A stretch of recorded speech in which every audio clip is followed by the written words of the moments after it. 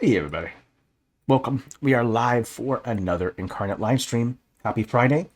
Today we're doing part 8 of creating an epic world with the fantasy world style. Today we're going to be focusing on two particular biomes. That's going to be both mushroom and the underwater. Hey Alyssa, glad that you are here. So we're going to be focusing on that mushroom and underwater biomes. Now, if you have suggestions for what biomes you want to work in future episodes, please let me know in the chat. If you're watching on YouTube, let me know in the comments. Okay, so let's go ahead and just dive right in here. So basically, again, we're going to be starting with our mushroom biome, and something particular about the mushroom biomes is that mushrooms grow in a damp like environment underwater. If you missed that, Z World Gamers, we're going to do an underwater biome. Sorry if you missed that. Might have slurred my words a little bit. Excuse me. So we're going to be doing mushroom and underwater. I'm going to start with mushroom. And one thing you should know about mushroom biomes in the real world is that they usually evolve and are around very moist and very shaded areas. So they're not going to be in a wide open field. They're probably going to be like maybe covered by tree cover, and they're going to be in kind of a dark and dank spaces. Now, there is a little bit of a challenge when making a mushroom biome on a world map, and that is because technically you probably wouldn't even see the mushroom biome because there'd be like a forest of trees hiding, the canopy would be hiding everything. So we have to make this kind of sacrifice where what we're going to do is we're going to show the mushroom parts, and then we'll probably put trees around it. And then you could put either shadows or something to kind of represent that there is a canopy over it, because again, in real life you wouldn't be able to probably even see the mushroom biome, and even at this scale you wouldn't be able to see it. So it'd have to be some kind of fantasy element. Now when you're working on your biome, and especially if you're like putting down stamps and you want to make like a headpiece or a centerpiece, like a giant mushroom that has a castle or something on it, you want to scale your stuff up. You'll notice how everything is really small at this scale, and it gets kind of blurry at that smaller scale, even at 4K. And so what you do is that you just, when you go to make something, you just scale it up, and then you can scale it back down. Now, the reason why I'm choosing this area right here for the mushroom biome is because I have two rivers right here. One that doesn't even reach the sea, it looks like. And so that already has the damp part, and we're going to put it somewhat close to the mountains. So there should be the shadow of the mountains that also are going to create more of a darker like element, and then we'll also surround it with trees. So that's what we're going to be doing. So we'll type in mushroom. There should be a whole bunch of them in here. You see there's a whole bunch. And we'll go over here to the hamburger menu when we open the catalog and just go expand all assets. And this will allow you to see every single one of those. And I want to pick one that I want to be perhaps the centerpiece. And what I want to build something on top of these mushrooms, like a town or a village or a castle, whatever. And so the best one to use would be something that has a flat surface at the top. You notice that this mushroom right here, it has a flat kind of top, kind of a Mario-esque kind of mushroom here. That's kind of perfect because we can put something right on top of that. So this time we're actually going to be adding structures. In the previous episodes, we were focusing on biomes, but I am going to start putting structures into the map now moving forward in all episodes. And so you kind of want to pick something that you want to act as the headpiece. Now I do have, or the centerpiece, I do have some lore for this one. I do like what someone said in here about that the biomes take over each other. Fungus will take over other biomes. I think that's a great idea. What we'll do is we'll have the surrounding biomes having mushrooms kind of growing out, and you could have it to where it's even kind of like an invasive or a dangerous kind of species of people that live here, and they kind of take over. They're not really meant to be evil per se, but it's like the nature of fungus, right? It kind of grows and evolves and kind of takes things over. It's not necessarily being evil, shall we say, but more like neutral evil, I guess. I'm not sure where you would put it, but that's the general idea that I'm kind of going with. So I'm going to pick at the head piece. That's going to be the main thing. And then I want to choose something that's going to be on top of it. So I want to maybe pick a structure that I want to put on top of the mushroom. Just a little invasion, that's all. Not just a itty bit, not a whole lot. Don't worry about it. Just tiny. Let's see here. I'm not sure what I want to put on top of it. What I want is some kind of, maybe like a little kingdom or a castle of some kind. I think this kind of more eastern one would work just fine. I'll scale it up so you can kind of see it more. At this scale, it's really hard to see, so I'll scale it way up. And I do like this shape right here. It kind of goes well with the circular part right here, so I think that looks good. And what I'll do is I'll boost the brightness up on this one a little bit so it kind of matches it. It's a little higher up, so it's going to be getting more of the sunlight, so it only makes sense that it should be just a little bit brighter. And then we can put some maybe smaller houses or structures that can go maybe on those smaller ones right there. So we could use these ones right here. These are kind of small. Look real good. Like we could put a little church piece right there. And then if we can find a smaller piece like a house, let's go with expand all here. And we'll kind of go over our options here. Let's see, there's a small orange one right there. I kind of like this one. It's kind of small. I think that kind of fits on there. There you go. So you have, yeah. Okay, so now you have those three structures there. This is going to be like the main part of the city. Now that we've kind of put that together, we can kind of scale it down. And I'm going to put it right where the water is because it kind of makes the most sense. So right where the water is. And I might even change it up and have some water underneath and stuff like that. And it's meant to be super tall. You're going to come into this kind of problem with scale when you're making POIs, points of interest, is that in reality, this would probably be so small that you wouldn't even be able to see it. So there is this problem that you run into where you sometimes have to make a POI bigger than what your scale is set to. And it's only because that way you can kind of see better the item. Even at a 16K, which is a long time to wait for an export, it doesn't always work. So it's okay to have the mushrooms or the POIs be a little bit bigger than what your intended scale is, just so that it kind of translate to the viewer or the players what it is. So it's okay to do that. Now that I've made it a centerpiece, let's put some water underneath. So I could probably use this little green color, or maybe this little color right here should work. Let me set to foreground. And what I could do is just put a little bit of water underneath it, like this. And what I'll do is I'll just put a little bit, just to show that it's damp. I'm going to show little puddles of water kind of everywhere, just to show that dampness. There we go. Just little clicks here and there, just to kind of show that.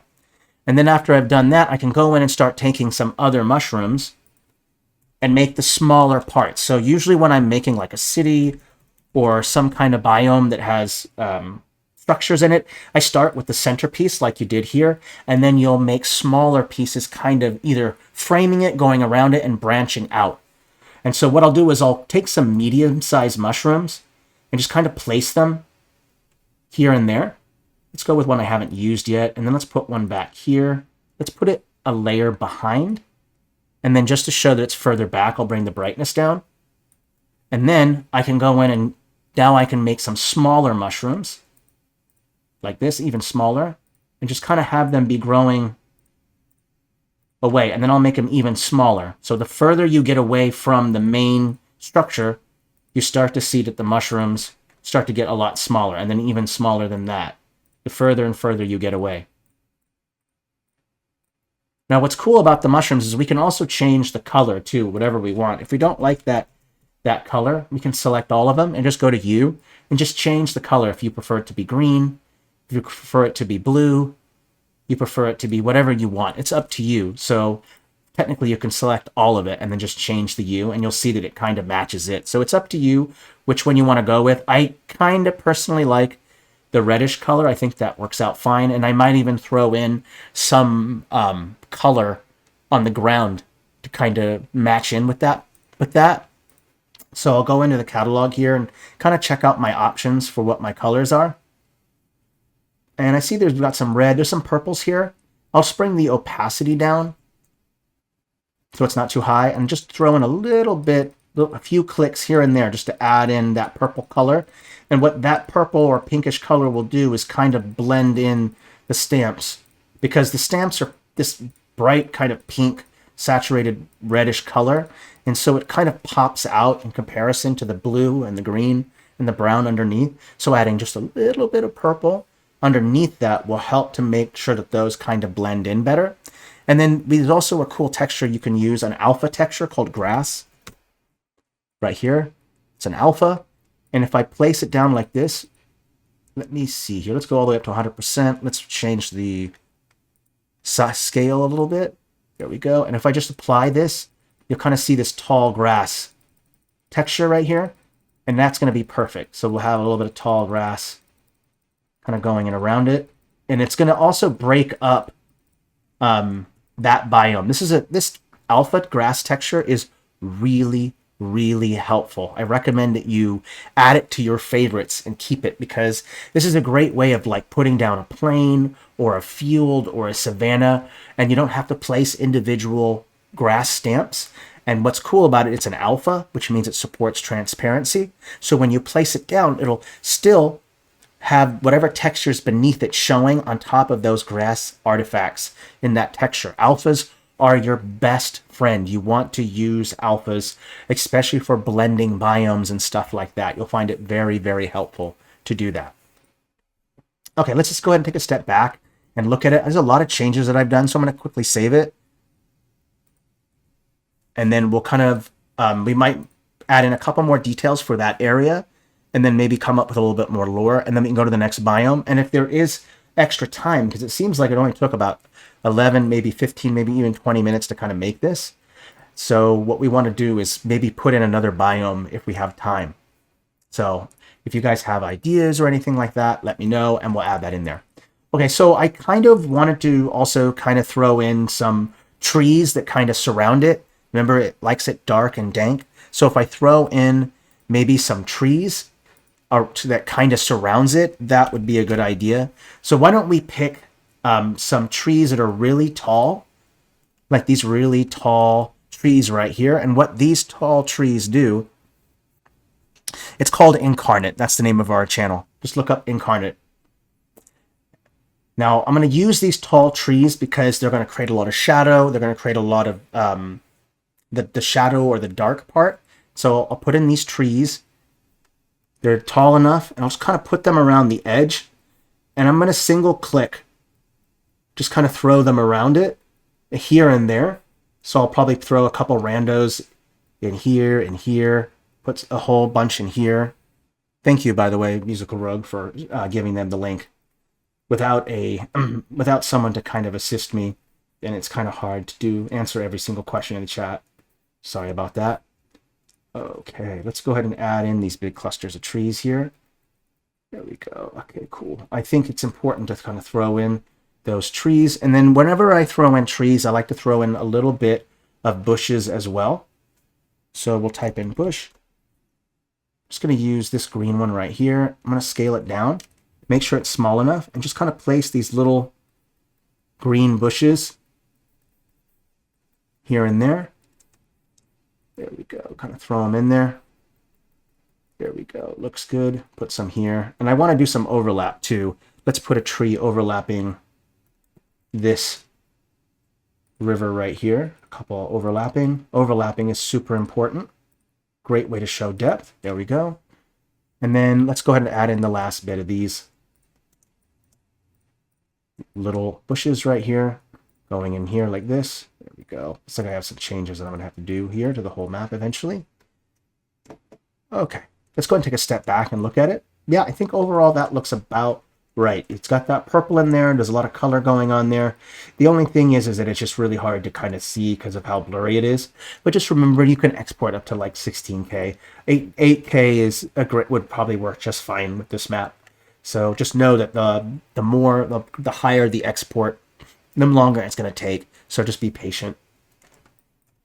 Okay, so let's go ahead and save it and kind of work on to the next biome. I think overall this looks good. The other thing that you could do is throw some mist. Remember, one of the things that they like is dark and dank. So to show that it's kind of this kind of moist-like area, you could put some clouds or mist kind of circling it to kind of show that there's condensed moisture kind of inside of it. So we could do that real quick. I'll go ahead and find a cloud or smoke or whatever it is you want to use. Let's go with these ones. I think this will be fine. And we'll just bring the opacity down. And I'm just going to create a circle of mist that kind of goes around this a little bit. So the kind of what we're trying to represent is like there's moisture here, right? It's a mushroom biome, so you're going to expect that. So let's go ahead and throw in a little bit of mist. There we go. I think that final piece kind of really shows that, really adds to it. Okay, so I think that biome is done. Create group, and this is going to be the mushroom biome. So just really the secret to the mushroom biome is just remember those important things: dank, shadow, cold shadows, and it's going to have a lot of moisture. And that will kind of help you. So in the shadow of a mountain, within a forest, just make sure there's a little bit of clearing so that you can see the biome. And then show that there's water, so you can add mist, maybe paint a little bit of water on the ground. All of those things are going to be helpful to kind of determine that that's a mushroom biome. So I'll go ahead and lock this, and we'll kind of work on the next one. So right here is my next biome. I'm going to do underwater. And what's cool about this biome is that I've got a little bit of lore for this one. And right here, you kind of see this right here is called a lava delta. If you're not familiar with what a lava delta is, it's like a river delta, only the rivers are made of lava. And they create this kind of toxic biome as it kind of connects to the sea. And it's kind of important that that we have this lava delta here, because what I want to portray is that the underwater kingdom has been at war for at least several centuries with the lava kingdom or the fire kingdom or whatever it is you want to call it, right? This lava biome right here. And so that lava delta creates this toxic area along the coastline, which creates a natural barrier between the water kingdom and this fire-like kingdom right here. And so that kind of helpful. So we're going to use a little bit of actual geology and then kind of add it in with a fantasy element. Okay, so that toxic coastline is going to be a natural barrier. All right, so let's go ahead and go in. So big tricks you need to know about doing underwater is to use the luminosity blend mode. What I'll generally do first is create the landscape under the water that I need. And so what we can do is just take these stamps right here, and I'll place a couple of them like this. Just place them right here, and then we'll create some smaller ones.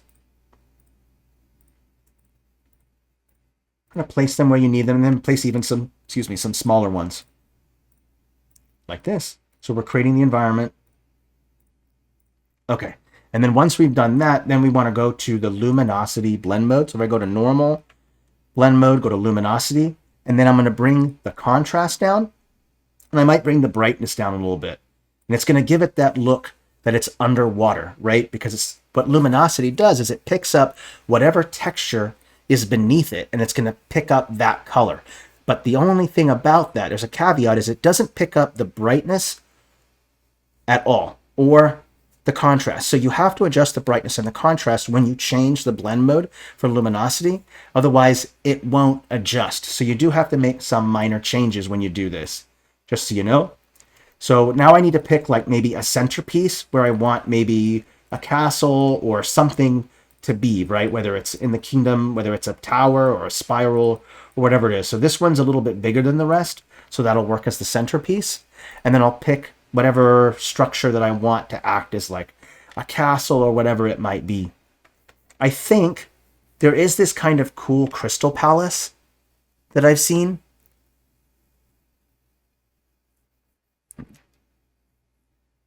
Okay, let me take a look here.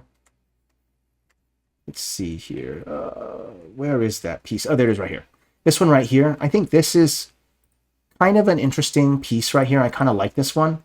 Looks kind of interesting. I think this might look good on top of it. So we'll kind of place this one right on top like this. Looks like there is a clip mask on it. I might turn that off as I don't need it. And then I'll go ahead and change the blend mode to luminosity. Just like I did before. I bring the contrast down and I bring the brightness down. There we go. So now we have that underwater part. I might bring the contrast down just a little bit more. There we go. So now I have that part done. And then I want to create maybe some other structures as well underneath. So I could take some smaller buildings. Let's see here. What do I want to use? Let's type in human real quick. Let's see if I can grab some human-like structures out of here. Let's see here. I think these should be okay. Let's go ahead and place a couple of these. We'll go with the luminosity blend mode. And I'm going to go ahead and place one on top of there, here. And I'm just going to place them where they're going to fit whatever structures that I want. And then we'll end up changing the contrast. I just wanted to show you what it looks like when you don't change the contrast when you're using the luminosity blend mode. You see how much darker the roof is? So you have to change those things. So if I select all from the set, bring the contrast down, bring the brightness down, then I have this underwater kind of like kingdom that's starting to build. Now I'm going to make sure that it's a little bit further away from the coastline, because what I don't want is for the inhabitants to die from the toxicity that exists where the lava delta is. So there's a little bit of distance between there. Nice little kingdom.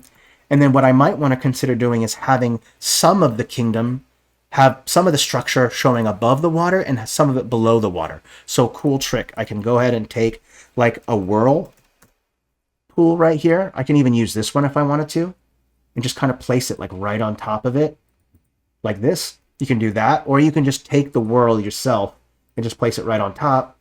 And I can even use the luminosity blend mode, bring the brightness down a little bit, and then just put that right on top. And then I can just put a structure, whatever structure I want, on top. So I can go tower, and then I can pick something that I want to be on the top. So like maybe this piece right here would look good right here. So I can do that. And think of it as like a continuation of the structure beneath. So it's coming up. It's a nice little trick that you can kind of do to make scenes feel like they're underwater or not. The other thing we could do is we could use some of these mushrooms to act as coral. Like this particular mushroom right here has a very nice kind of like coral-like feel to it. Look at the, kind of looks like this kind of brain coral. And so I think this would probably work just fine as like maybe an underwater type of tree situation. So I'll go with luminosity, and I'll bring the contrast down. And then what I'll do is I'll just copy and paste this piece as I see fit. So let's turn off random stamp. Let's make sure that luminosity is sent to luminosity. And I'll just place them where I kind of want them, like this, especially around here, a couple here. I'm going to start with fairly decent size. Ooh, I'm set to the 99 opacity too, my mistake. Place a couple here, here. And then remember the trick. You start with big trees first, and then you'll kind of adjust, scale down, make some smaller ones. Let's scale down even more, make some even smaller variations, and just kind of place them. Yes, this is all part of the mushroom invasion. They made the Water Kingdom may have escaped the Fire Kingdom, but they did not escape the mushrooms. Hostile takeover. There we go. There's one other thing I think that we could do to make this more interesting, and that is we could probably pick a texture that might kind of work well underneath of it. So I think what we'll do is we'll kind of cheat a little bit, and we'll go outside of fantasy world, and we'll go into fantasy battle maps real quick. And let's use maybe this texture right here, this water texture. What it has is it has some artifacts in it that might work well. So if I bring the opacity way down and then adjust the texture scale way down, there's some artifacts in there, and I'll bring the opacity down. Let's just apply some strokes on the BG layer and just kind of see how it looks. There we go. You know what? I think that actually kind of works. So we'll throw in a little bit of this kind of like bluish color. And what I'm doing is I'm trying to make this area be a little bit different from the rest of the ocean, so that way it's clear that there is a separate biome here underwater. So notice that this section right here has different type of water, and that helps to kind of distinguish it from the other parts of the ocean. So kind of important to make that distinction there. Looks like we're going to get a lot of biomes done a lot of time. Now, if you guys have suggestions for future biomes, let me know. If you don't have any ideas for these newer other biomes, and we'll start adding in structures and start adding in lore, we can do that too. So I'm kind of okay with that. There is one more thing that I recommend that you do with this kind of thing, is that the only thing that you have right now that is showing depth is this whirlpool and that tower on top. So cool trick that you can do is that you can you can take a ship of some kind from the fantasy world style. Just type in ship, and you can have a couple ships kind of just floating around on top. So you can put one here, Let's maybe rotate this one and put this here like that. Make sure that it's on top. And then let's put maybe one more ship, a bigger one right here, right about there. So that's one thing you can do. The next thing you can do is you can also add waves. So I'll show you a cool trick. You can go with the line tool, go into the catalog. And I don't think that there are any waves in Fantasy World, but you could just go click Inkarnate. Yes, you can totally add under lights to that. And what we can do is we might add some light sources to the main castle part of it. And we'll do that. Thanks for suggesting that, by the way. Good idea, Jonathan Frost. Good thinking. Let's go ahead and use these waves right here. I'm going to turn the caps off. I don't care for the caps of these waves. They're not very good. I'm just going to apply one real quick just to mess around with the scale and stuff. So it's a little too big. Let's bring it up a layer. Let's make sure that it's above it. Still way too big. Bring the scale down. I just even got to go up even one more. There we go. And then I'll bring these up to the highest layer. Up top, there we go. And then these can be here. And what I might do is change the blend mode of this to overlay instead. And that won't be quite as bright white. And then I can go in now and just throw in some waves. Like this. Just throw in just a couple of waves. And we'll go ahead and put them behind. And I'm going to go ahead and change these to make sure they're all kind of going this way towards the coast. This wave here, here. Make sure all the waves are kind of making sense. This one going inward. This one going inward. And one thing I'm noticing about them is they still kind of pop out too much. So I'll select every single one of them. And just bring the opacity down a little bit. Oop, doesn't look like it's selecting every single one of them. Let's do it again. Select all like this from the style. There we go. We'll bring the opacity down. There we go. Okay, cool. Yes. So someone mentioned underwater lights. Someone mentioned ships. We can do a shipwreck biome. I think that's a great idea. What we could do is have a series of shipwrecks that are going on the backside of this biome right here to kind of show that it's treacherous for ships to go there. But before we do that, let's add some light sources because I do like that idea. So I'll type in light. And because we're using blue, I think yellow might not be a bad idea. So maybe we'll put a yellow light kind of showing up where the gate is right here. And then maybe we'll put some light kind of showing up like right here, like that. And if you don't like that, then we can put them underwater instead. So maybe I want to have these little balls right here look like they're glowing. So these have these lights right here, kind of glowing underwater. You could always do that. You could always have lights kind of coming out of the windows. So you could place a light source right there on the water in that window right there. That window right there. And we'll just place a couple here and there to kind of create a series of lights. There we go. So put one there, there, there. Okay, there we go. So there are the lights. I think that looks good. Now, if you want to put some shipwrecks, you can. I do believe there are some shipwrecks in the Fantasy World style. Let me look up ship real quick. Yeah, they're right here. So there's a bunch right here. And what we can do is we can have them be like they're underwater. So we could do that. So again, what we'll do is we'll change the blend mode to luminosity. You guys know the routine. You bring the contrast down, bring the brightness down, and then I'll go ahead and place a couple of these, kind of just creating a wall. I'd say they're a little too dark. I'll have to change them up a little bit, but what I'm trying to do is create this wall of ships. There you go. Yeah, they're a little too dark, and that's okay. We'll go ahead and select all from the set. We'll bring that contrast back down, bring the brightness up. There we go. That looks a little bit better. Bring the contrast down a little bit more.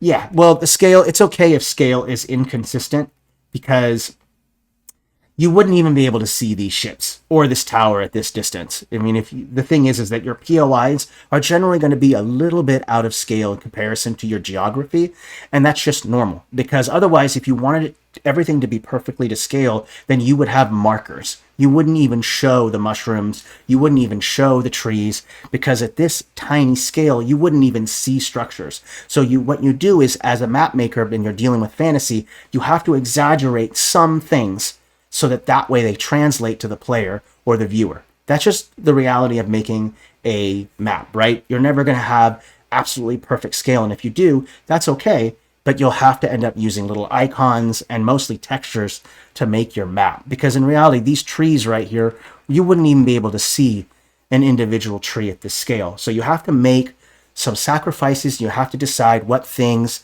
that you want to have be scaled up and scaled down. The trick is, for me, is that when I go with scale, I focus on the geography itself for scale, and then the POIs can be as big or as small as you want them to be. Again, small markers, big use icons. It's up to you, because really what scale is most important for when you're using a functional map is distance, right? When your players are traveling from town A to location B, it's helpful to have some kind of scale to help you to get from one location to the other.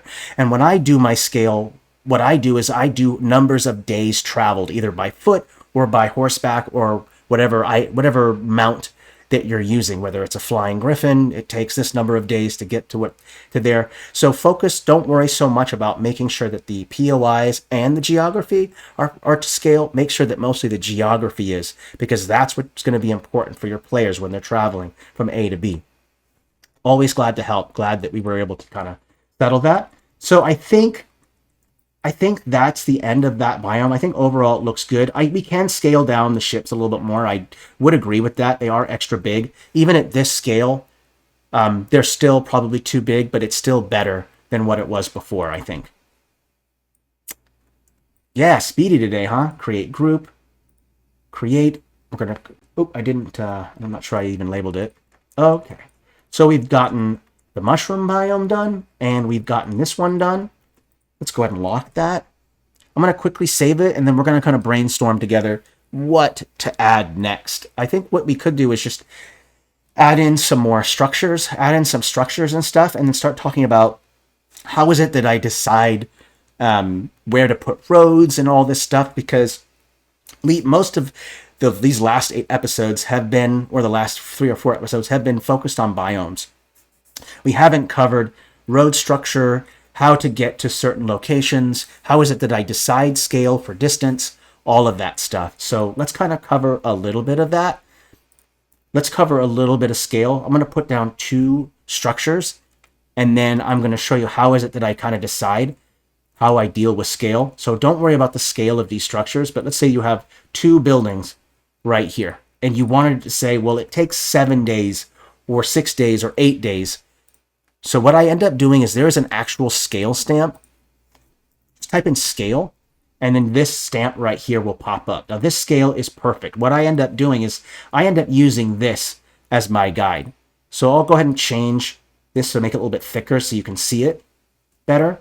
And then what I'll do is I'll say each one of those segments equals 1 day of travel.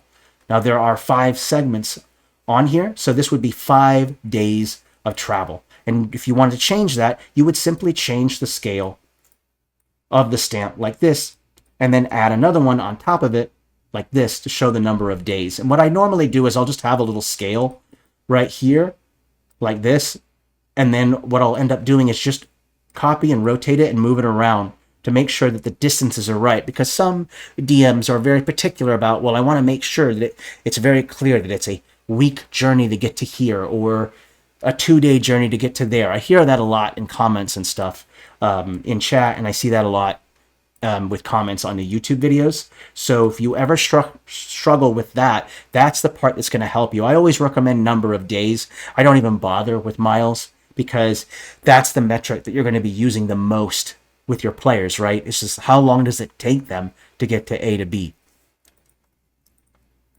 Okay, so I hope scale kind of made sense. That worked out good. Let's go ahead and let's go add in some cliffs, because one thing that I did do originally, I added a bunch of cliffs right here, and I kind of feel like we only did one section just right here. Why don't we continue adding more cliffs to make this a little bit better?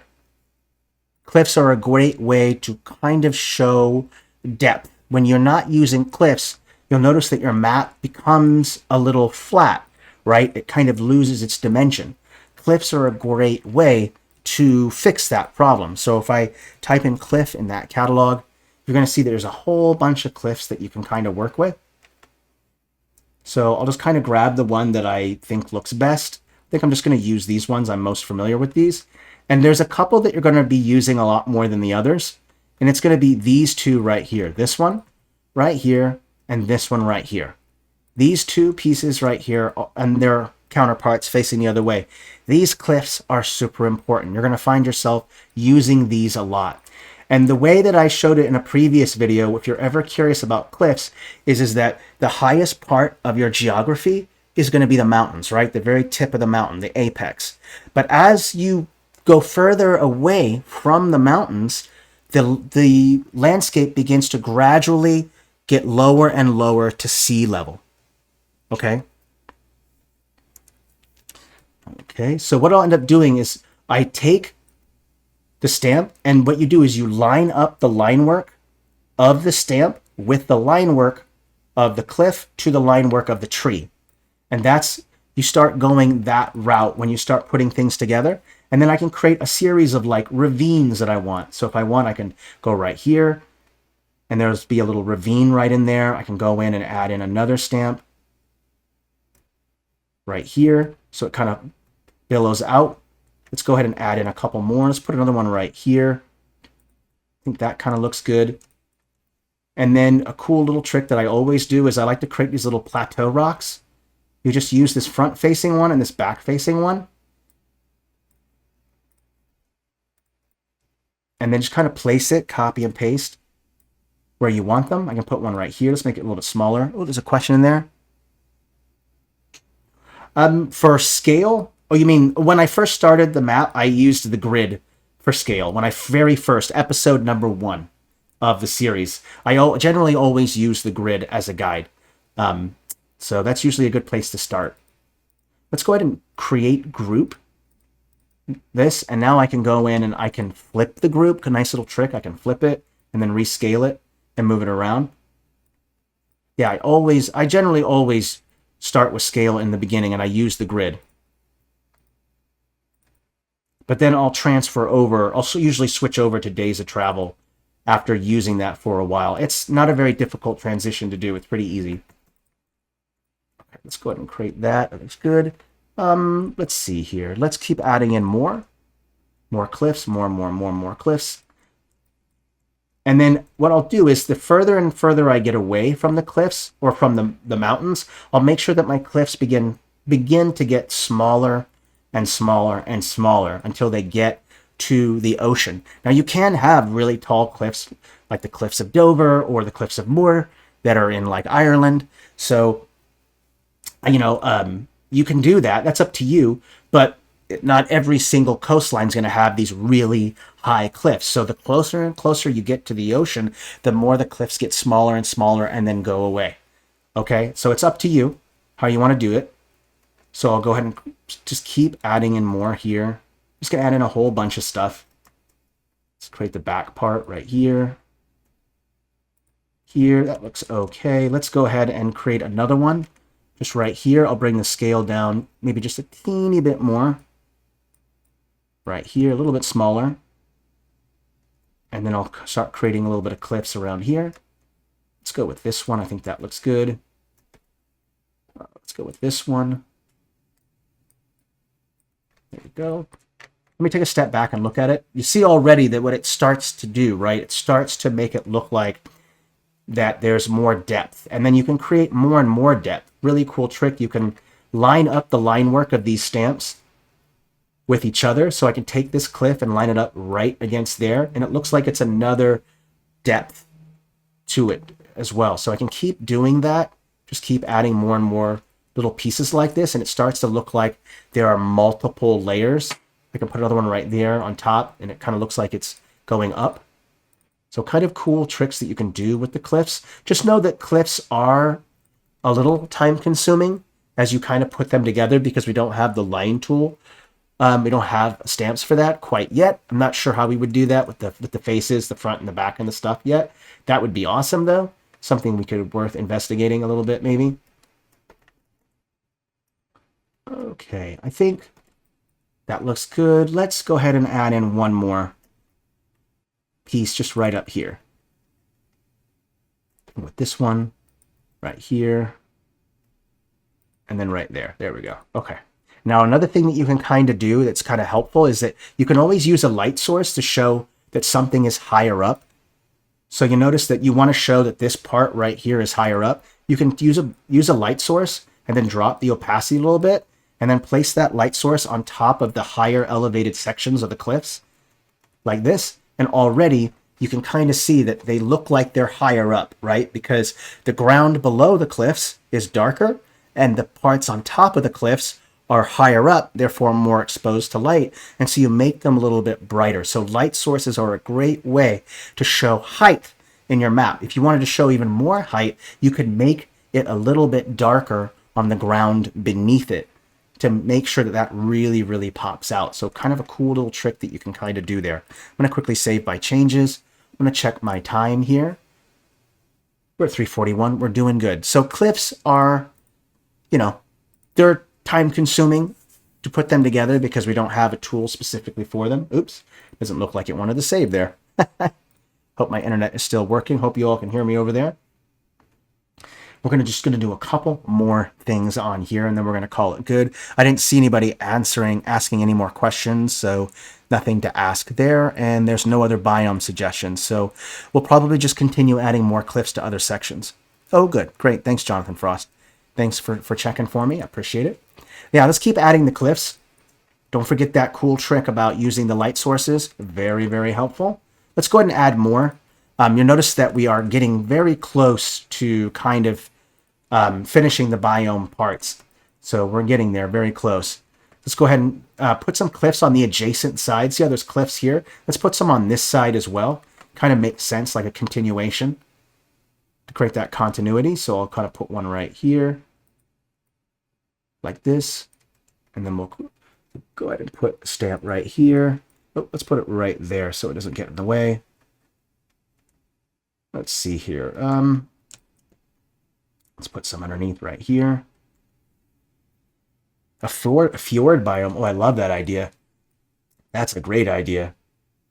We might have to do that. Let's go with the luminosity blend mode to make sure that it gets that green color.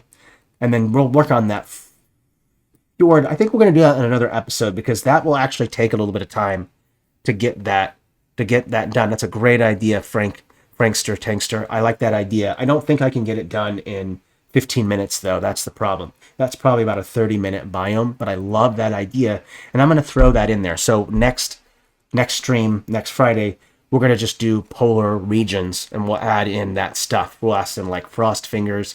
We'll add in a fjord.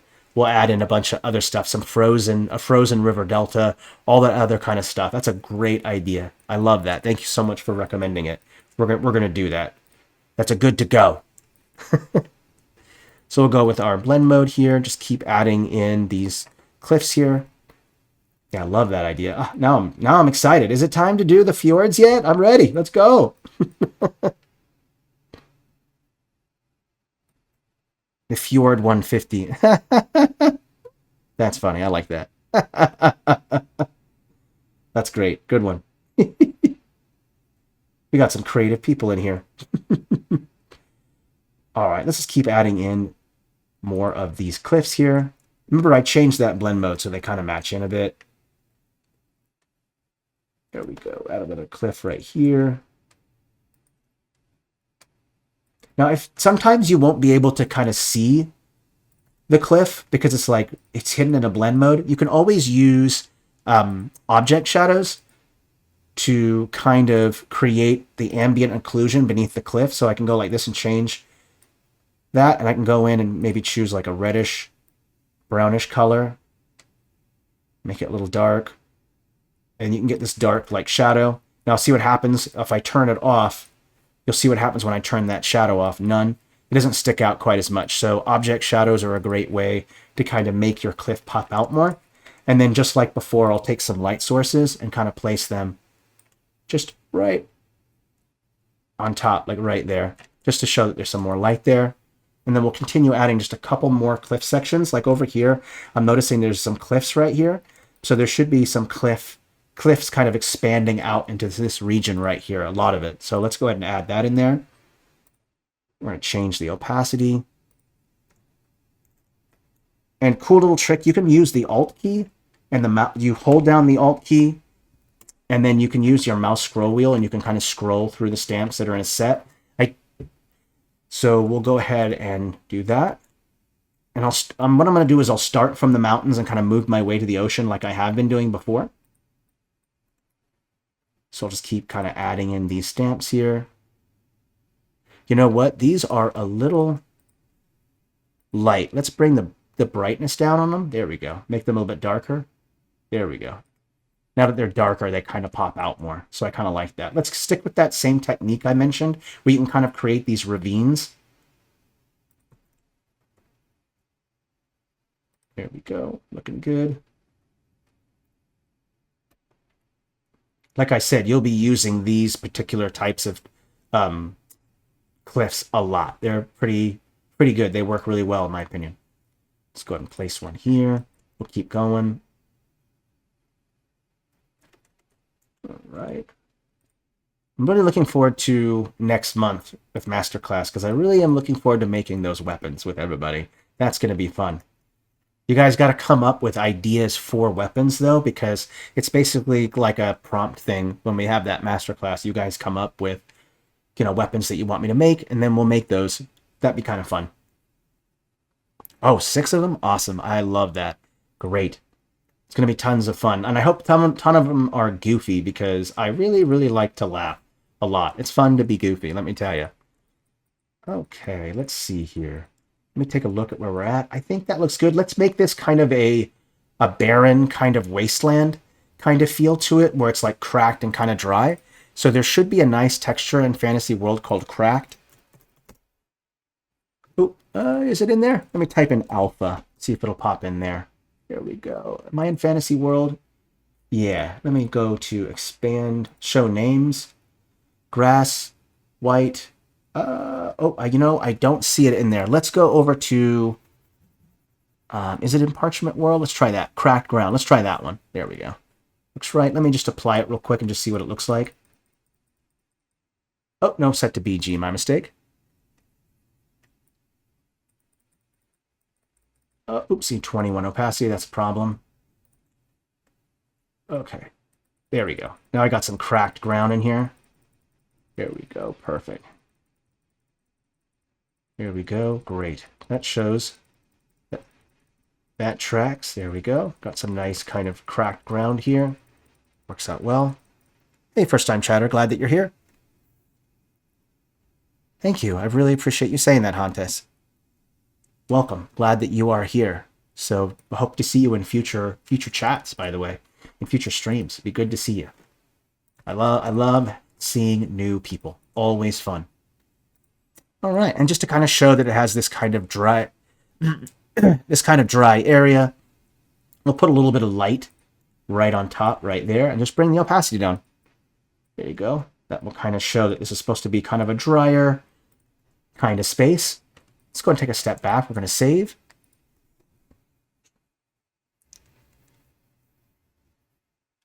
Okay. All right. Love seeing first-time chatters here. Another one. Hey, another first-time chatter. Glad that you are here. Awesome. Very kind to you guys. Awesome. Getting some great folks in here. I love to see it. I love this series. World building is so much fun. I'm sure DMs here and GMs here, as you know, it is really, really addicting to do world building. It's just so much fun, and you can spend all day, as you know. One of us. One of us. Yeah. Yeah, I'm enjoying the way it's going. I think there's still a lot of negative space out in the ocean and stuff, but there are ways to kind of going around that. Like, I think what we'll end up doing is adding in some ocean elements, like having an ocean called the Sea of Beasts, and then we'll create like a cloud wall, and then like monsters coming out of that cloud wall, and then nobody sails to that part of the ocean. And then we could also throw in like maybe like a cloud kingdom, where there's some clouds, and then there's a kingdom kind of on top of the clouds. So, and then we're definitely going to do those fjords and all of the polar region type of biomes. So we're going to get all that stuff in. And then from now on, I'll probably continue to kind of incorporate. Ooh, I like that Herculean pillars. That's awesome. It's a good idea. So what we kind of did today was we did that mushroom biome. We did this underwater one. There's probably a lot more to it that I think that we could probably do to it. But I think overall it looks pretty good as is. There's probably some more stuff that could add to it. We could even put like a cloud wall or a mist around it if you wanted to have more stuff. There's a lot of different things that you can kind of do. Yeah, the underwater city is awesome. I'm really enjoying this one. This was really, really fun. Really, really, really fun to do. And then we had that mushroom biome right here, and then we added in all of these cliffs right here, which are going to be super duper important to kind of adding those in there, because again, it's just, your map always seems super flat when you don't incorporate cliffs. I mean, I know the mountains kind of help and all the other stamps, but really the cliffs are what give you that sense of dimension. Things are higher up and lower up. So let me go ahead and shade in some of the areas so you can see what I mean by making it a little bit darker.